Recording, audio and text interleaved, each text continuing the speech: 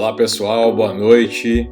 Estamos aqui continuando nossa aula do tema recursos no processo civil e agora nós estamos naquela etapa em que fechamos o recurso de embargo de declaração.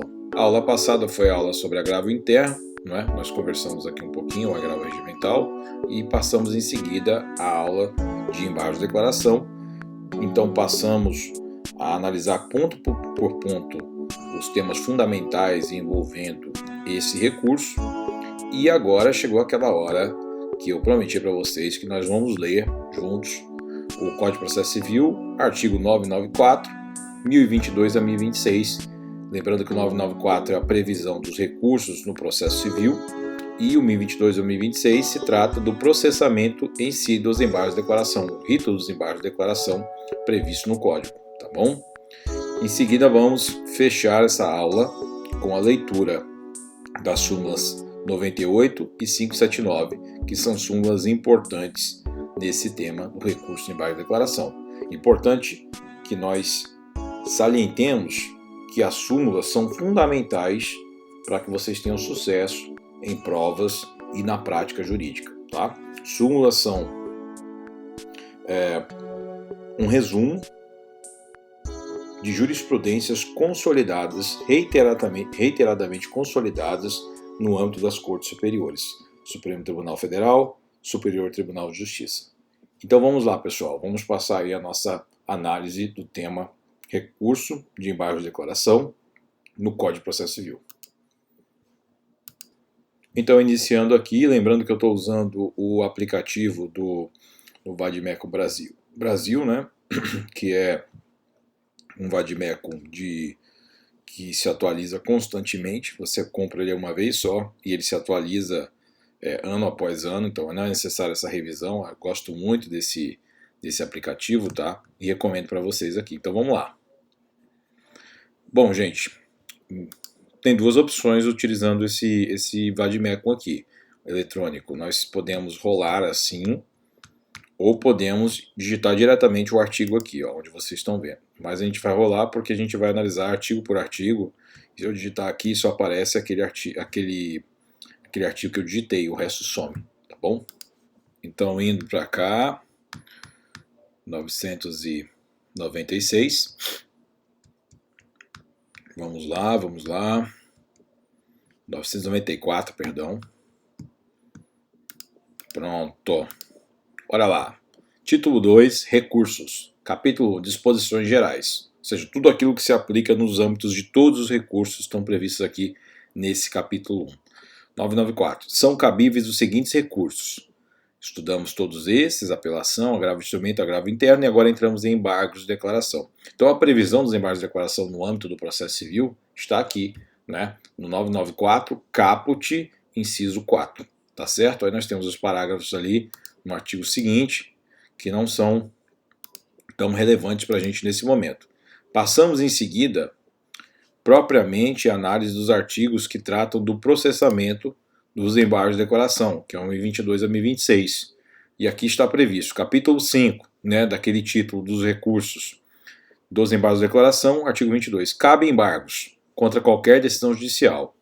Gente, isso aqui, como eu disse para vocês, era um posicionamento jurisprudencial, né, que foi criado no CPC anterior e aqui foi positivado, portanto, contra qualquer decisão. Antigamente não era assim. Interessante nós sabermos disso, porque pode ser um indício daquilo que é cobrado, que pode vir a ser cobrado na prova da OAB, ou mesmo em provas de concurso, ou mesmo em um teste oral aí no âmbito de um escritório que vocês venham a trabalhar, tá bom?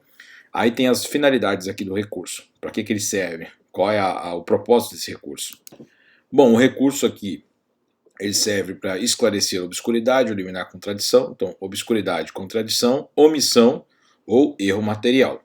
Expliquei para vocês cada um desses pontos, o que significa cada um deles. Suprir omissão de ponto ou questão sobre o qual devia se pronunciar o juiz de ofício ou requerimento. Esclarecer a obscuridade ou eliminar contradição. Corrigir erro material. Tá? Obscuridade, lembrando que é quando, por exemplo, o magistrado, ele, por meio da sua decisão, ele manifesta um pensamento, mas aquele pensamento, no seu entender, não está tão claro. E aí o magistrado, a partir do recurso de base da declaração, ele passa a fazer uma nova frase, e nessa frase tentar esclarecer a frase anterior que ele havia, né, escrito na sua decisão judicial, tá bom? Parágrafo único, vai conceituar aqui o que é omissão. Considera-se omissa a decisão que deixe de se manifestar sobre tese firmada em julgamento de casos repetitivos ou em incidente de assunção de competência aplicado ao caso sob julgamento.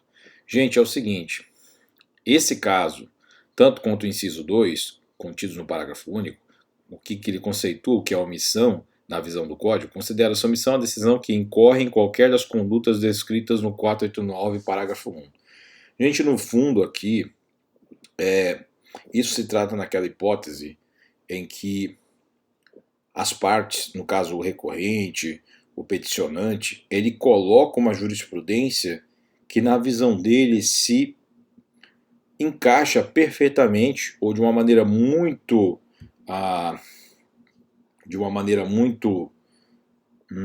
digamos assim,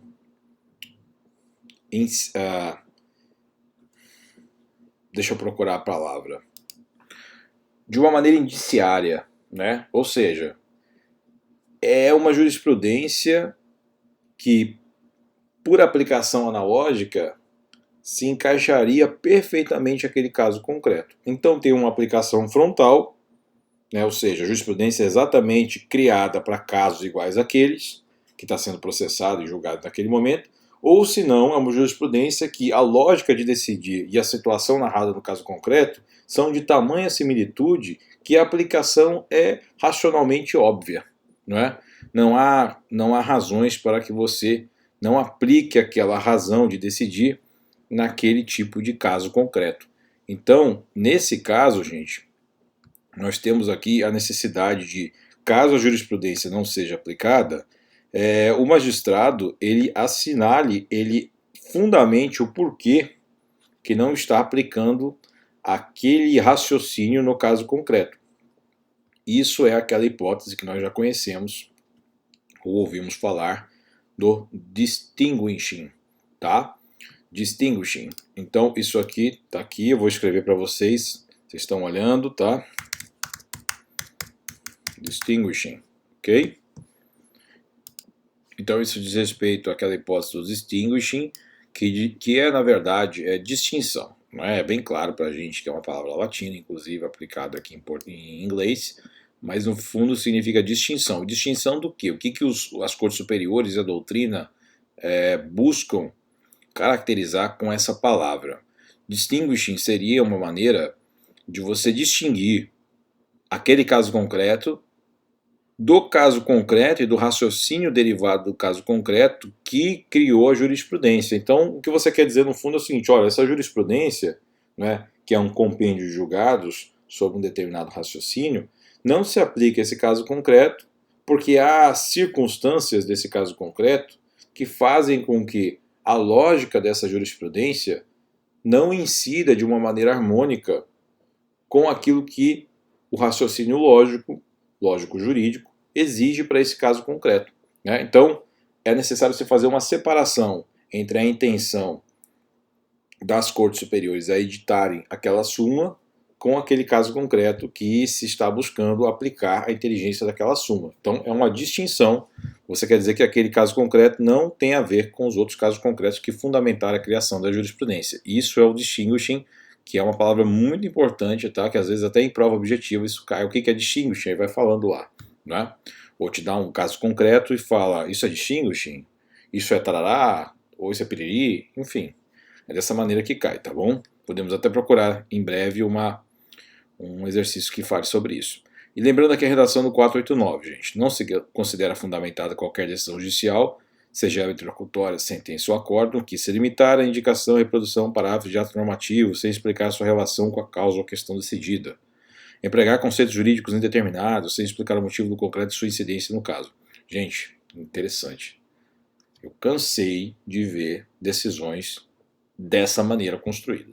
Então isso na advocacia, um tempo atrás, isso era algo bem comum. Hoje em dia, com o CPC, ele buscou, na verdade, positivar um raciocínio que já é evidente, não precisava nem de positivação isso, mas isso é uma maneira do legislador tentar forçar com que as assessorias e os magistrados façam decisões melhor fundamentadas, tá bom? Isso aí no fundo é um supedâneo para os advogados, ou seja, um suporte para que os advogados busquem a anulação de sentenças e outras decisões dessa natureza, com conteúdo decisão, então, portanto, manifestação judicial com conteúdo decisório, com fundamento, tá bom?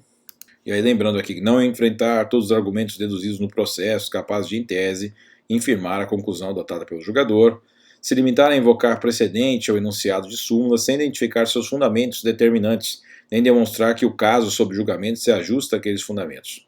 Né? E o 6, a última hipótese, deixar de seguir enunciado de súmula, jurisprudência ou precedente invocado pela parte, sem demonstrar a existência de distinção no caso em julgamento ou a superação de entendimento.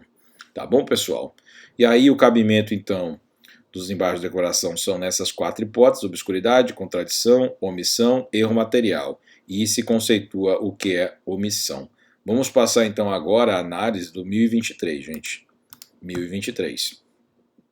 Os embargos serão opostos prazo 5 dias, tá bom? 5 dias úteis, em petição dirigida ao juiz, com indicação de erro, obscuridade, ou seja, aquelas 4 hipóteses, e não sujeito a preparo. Os embargos não se sujeitam a preparo. O recurso de embargos não se sujeita a preparo. Significa o quê? Que esse pagamento de taxa, que lembrando que esse tributo aqui, preparo, é o tributo da espécie taxa, no caso ele não é cobrado nessa espécie recursal também, tá bom? Aplica seus embargos de declaração o artigo 229, vamos lá para o 229 dar uma breve olhadinha. 229. Gente, é por isso que é importante ter mais de um vade-mecum, tá? Um eletrônico e um físico, para que isso corra mais rápido. Os consórcios que tiverem diferentes procuradores, escritórios de advocacia, terão prazo encotado em dobro para todas as suas manifestações em qualquer juiz ou tribunal, independentemente de requerimento.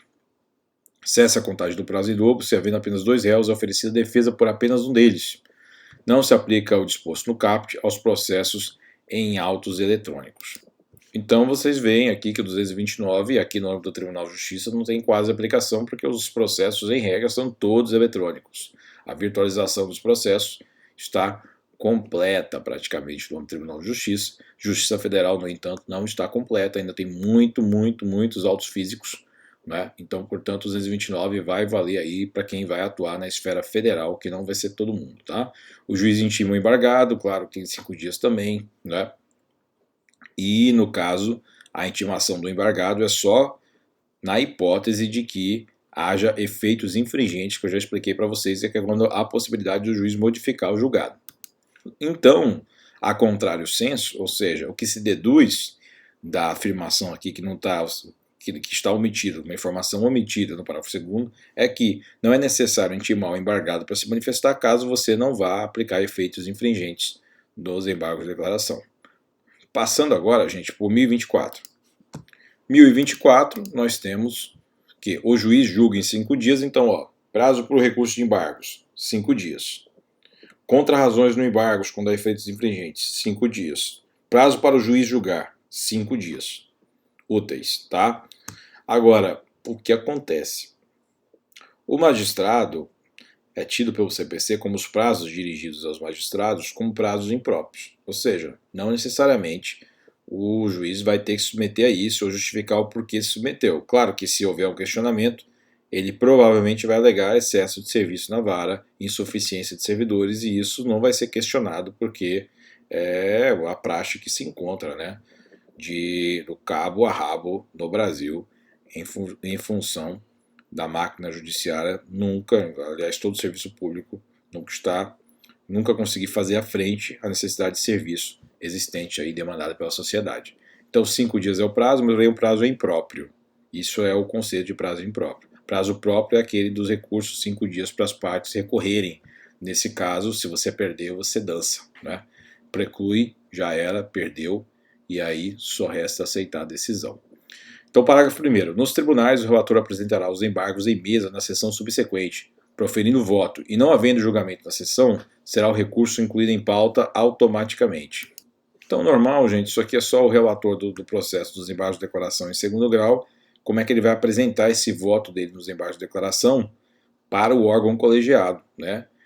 Isso aqui está dizendo, portanto, que os embargos serão na sessão subsequente. Você apresentou o recurso na próxima sessão. Por exemplo, as sessões aqui no âmbito das câmaras cíveis são feitas à segunda-feira, às segundas-feiras, no âmbito do Tribunal de Justiça.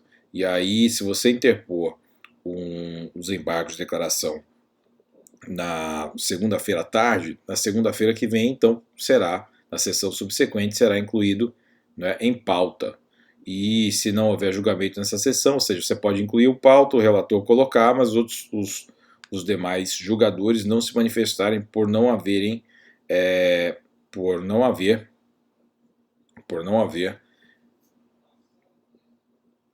eles e sua assessoria dedicado tempo para esse julgamento, para confeccionar o seu entendimento sobre o caso concreto. Aí, nesse caso, na sessão subsequente, será o recurso incluído em pauta de modo automático. Parágrafo 2º, gente. Quando os embargos de declaração forem opostos contra a decisão de relator ou outra decisão unipessoal proferida em tribunal, o órgão probator da decisão embargada decidi-los-á monocraticamente. Então aqui, na verdade, é um poder que o relator tem de decidir o recurso de embargos de maneira monocrática, ou seja, celeridade. Significa que nós não vamos trazer a análise de todo o colegiado à decisão embargada. Por quê? Porque isso seria um puta de um gasto de energia, não é? Vários embargadores se manifestando sobre aquela questão, que às vezes é até uma questão tola.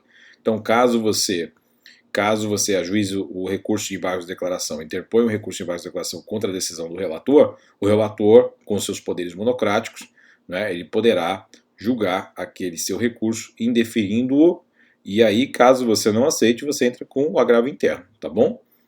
O órgão julgador conhecerá dos embargos de declaração como agravo interno, se entender ser este o recurso cabível, desde que determine previamente a intimação do recorrente para 5 dias complementar as razões recursais, de modo ajustável às exigências do 2021. 2021, as exigências do 2021 são as exigências aí do agravo interno. Já falei isso com vocês, está aqui no nosso material. Parágrafo 4º, gente. Caso o acolhimento dos embargos de declaração implique modificação da decisão embargada, o embargado que já tiver interposto outro recurso contra a decisão originária tem o direito de complementar ou alterar suas razões nos exatos limites da modificação, no prazo de 15 dias, contados na intimação da decisão dos embargos de declaração. Gente, isso é aquilo que eu falei na aula anterior. Você tem uma decisão, aí vem uma parte e fala, eu vou apelar dessa decisão. Apelação, pá! Aí você está no prazo seu dos embargos de declaração. Você não vai apelar da decisão de repente, ou vai apelar depois, mas você não concorda com um trecho obscuro que está contido naquela decisão. Então você interpõe os embargos de declaração e aí aquela apelação interposta pela parte adversa vai ficar flutuando. Por quê? Porque vai ser, de certa maneira, prejudicada caso haja modificação do julgado. Então, nesse caso, é possível que a parte que interpôs a apelação, nesse exemplo, ela possa ratificar essa apelação, inclusive modificando seus termos no prazo de 15 dias contados da decisão decorrente do recurso de embargos de declaração. Tá bom, pessoal? Agora, parágrafo 5º. Se os embargos de declaração forem rejeitados ou não alterar a conclusão do julgamento anterior, o recurso deposto pela outra parte antes da publicação do julgamento dos embargos de declaração será processado e julgado independentemente da ratificação. Ou seja, se o recurso de embargos você ajuizou contra a decisão e não houve alteração nenhuma da decisão, então deixa rolar a apelação que a parte adversa interpôs, né? Processa normal e bola para frente, vamos lá. 1025, gente. Consideram-se incluídos no acórdão os elementos que o embargante suscitou para fins de pré-questionamento, ainda que os embargos de declaração sejam inadmitidos ou rejeitados, caso o Tribunal Superior considere existentes erro, omissão, contradição ou obscuridade, os 4 elementos aí dos embargos. Então o que é isso, gente? 1025. Redação tá difícil para vocês que estão começando. Eu vou deixar de uma maneira bem clara, tá? Correndo o risco até de flexibilizar um pouquinho a técnica. O que é o pré-questionamento? Pré-questionamento, quando eu vou ajuizar um recurso nos tribunais superiores, eu tenho que mostrar para os tribunais superiores que eu suscitei aquela questão nas instâncias inferiores. Sob pena do quê? De violação do princípio da não supressão de instância. Ou seja, as instâncias judiciais estão lá e você tem que seguir esse rito, não é? Se você pular uma instância, a instância daqui, doutrina às vezes pensa diferente, uma doutrina minoritária, tá? Mas a instância daqui não pode apreciar aquilo que essa aqui não apreciou. Por quê? porque há um grau para você chegar até as instâncias extraordinárias, né, ou especiais. Então, gente, essa não supressão de instância como dever da parte, de ambas as partes, né, é que gera a necessidade de que você suscite aquelas questões. Suscitar significa, olha, isso aqui eu não concordo, isso aqui há uma divergência. Então você manifesta a sua resignação com determinado ponto, pede manifestação, etc. Só que às vezes você coloca todas essas questões na peça e o magistrado, por às vezes um erro mesmo profissional, ou às vezes por uma técnica de decisão, ele não se manifesta sobre aquilo. Porque às vezes é tão complicado você se manifestar sobre tudo, que o magistrado acaba falando, não, eu não vou me manifestar sobre essas questões triviais, eu vou no ponto central e vou derrubar ali. E aí a parte inconformada continua suscitando aquilo até chegar nas instâncias especiais e diz, olha, eu suscitei aquilo desde o começo. E portanto eu quero uma manifestação aqui nesse sentido, porque essa manifestação aqui iria acabar com aquela outra questão que o juiz usou para fundamentar e derrubar a minha pretensão. Não é? Então, olha, essa questão aqui ele deveria ter apreciado, porque isso colocaria em xeque tudo aquilo que ele descreveu na decisão dele. Portanto, esse é o ponto fundamental da decisão, e não aquele outro ponto paralelo. É essa a questão, gente. Então, o juiz pode, digamos assim, não se manifestar sobre essas questões que ele entende como tangenciais, como não contribuidoras com a resolução da causa, mas aí o advogado inconformado, não é, ele pode suscitar essas questões ao longo de todo o processamento da sua demanda. E aí, no caso, nos tribunais superiores, eles só vão analisar aquilo para você se você tiver suscitado isso nas instâncias inferiores. E às vezes, como você quer suscitar, mas o juiz se manifesta, você entra com os embargos de declaração por questão de oratória. Olha, excelência, eu estou querendo uma fundamentação sobre essa questão. Então, fica pré-questionado desde logo esse aspecto da decisão para fins de manifestação do interesse recursal nas instâncias superiores, tá bom? Então é isso, gente, que é o pré-questionamento ficto, portanto, tá? Um pré-questionamento ficto é o nome do instituto, e aqui está no 1025 falando que os embargos de declaração ajudam nesse intento, auxiliam, inclusive são peça fundamental muitas vezes. 1026, nosso último artigo. Os embargos de declaração não possuem efeito suspensivo e interrompem um prazo para a interposição de outro recurso.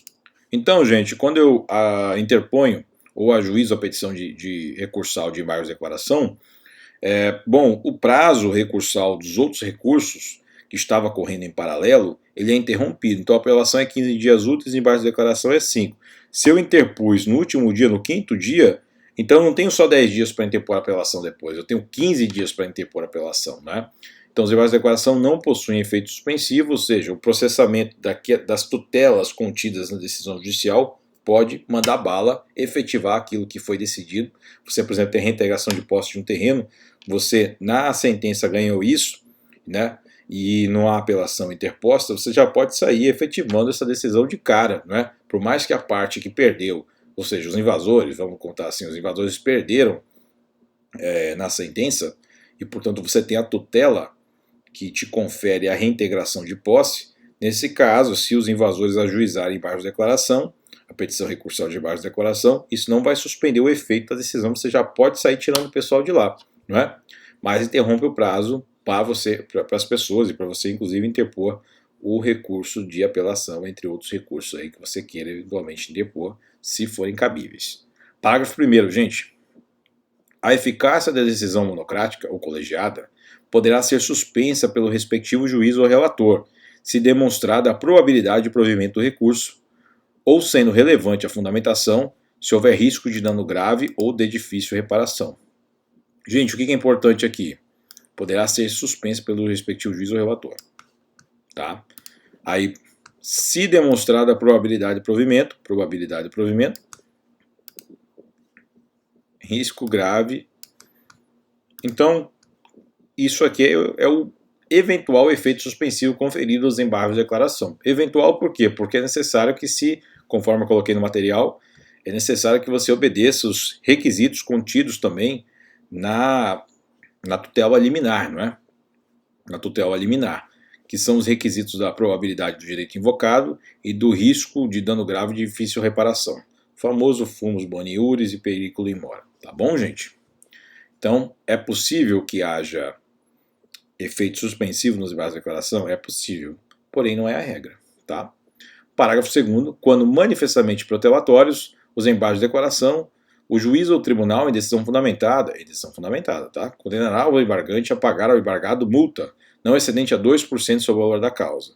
Gente, essa multa então é dirigida à parte adversa, não ao Estado, tá? Tem várias hipóteses do CPC em que a multa é dirigida ao Estado, ou seja, o Estado é que vai ganhar a grana e não a parte adversa que foi prejudicada. Nesse caso, é a parte adversa, a parte contrária. Tá? E o valor é 2% do valor da causa. Ai meu Deus, o valor da causa às vezes é pesado. Né? O valor da causa é diferente do valor da condenação, né, gente? Vocês sabem aí, mas vale a pena reiterar isso. Na reiteração de embargos de declaração manifestamente protelatórios, a multa então passa a 10%. Até 10%. Gravem isso, tá? Até. Porque na prova não vai falar até, vai falar será 10%. Sobre o valor atualizado da causa, a interposição de qualquer recurso fica condicionada ao depósito prévio do valor da multa, à exceção da fazenda do beneficiário da gratuidade de justiça, que foi o que eu coloquei para vocês lá no material. Tá? Vocês já sabem disso. Não preciso aqui reiterar essa questão, mas se você não pagar, ninguém vai mais te ouvir no âmbito do judiciário enquanto você não pagar. A não ser que você esteja duro, portanto beneficiário da justiça gratuita, ou seja fazenda pública, ou seja, o próprio Estado litigando. O Estado tem benefícios, né? Imunidade recíproca, etc. Questões tributárias aí que a gente não vai discutir agora. Parágrafo 4º, nossa última leitura aqui, para encerrarmos a aula. Não serão admitidos novos embargos de declaração se os dois anteriores houverem sido considerados protelatórios. Gente, então, qual é a regra? Primeiro embargo, legal, protelatório. Segundo embargo, protelatório. Terceiro embargo, não tem. Inadmissão. Você não precisa nem ler, você simplesmente inadmite. Você dá uma lidinha ali, isso aqui é protelatório, inadmite e taca a condenação de novo. Tá bom, gente? Lembrando que, inclusive, isso pode ser encaminhado para o Conselho de Ética da OAB também, para que se puna o advogado. Tá bom? Claro que isso aí vai ser uma decisão um pouco corporativa, por impressão, porque é uma decisão política mesmo, até que ponto você está fazendo isso de maneira protelatória, até que ponto você está defendendo os interesses do seu cliente, é uma linha tênue, é discutível, não é o objeto da nossa aula aqui. Tá bom? Então, gente, concluímos a aula aqui. Interessante nós fazermos essa leitura. Normalmente questões de concurso, questões da OAB são feitas com base na letra da lei e um pouquinho de doutrina e jurisprudência. Tá bom? Então, bons estudos, uma boa noite, bom dia para quem tem vindo de manhã e sucesso aí. Até mais, contem comigo.